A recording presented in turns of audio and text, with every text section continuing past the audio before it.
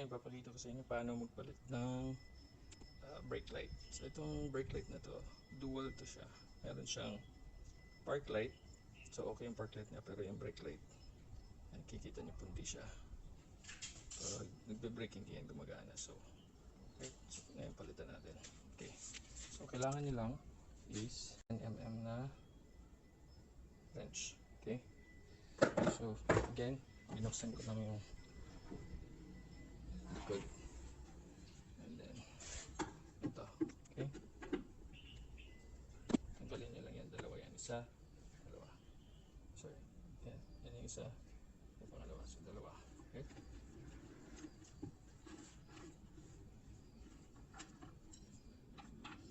Okay. 1,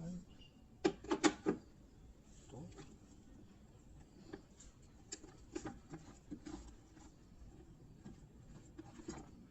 Okay. Right here. So this time we're going to use a flathead screwdriver. Gamitin natin itong pry. Okay.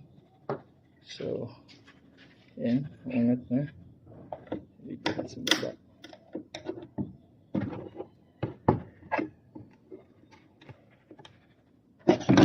Okay.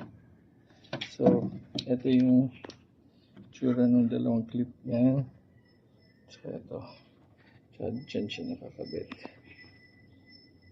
Andito.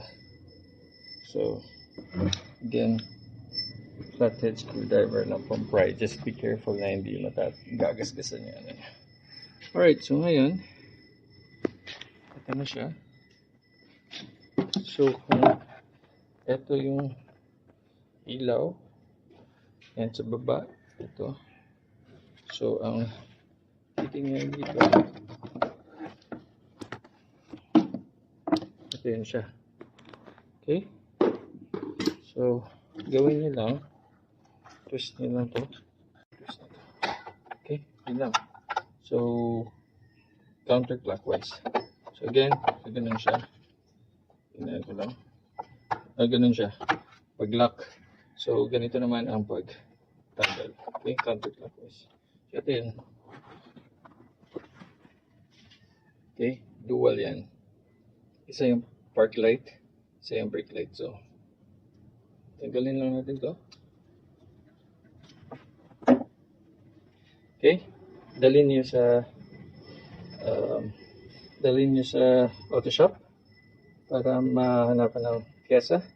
And then, once you have the new part, lagay mo lang. Ayan. Ayan siya.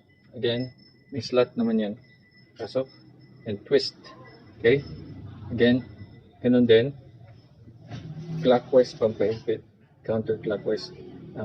Okay? So, ganun lang. And then, balik mo dito.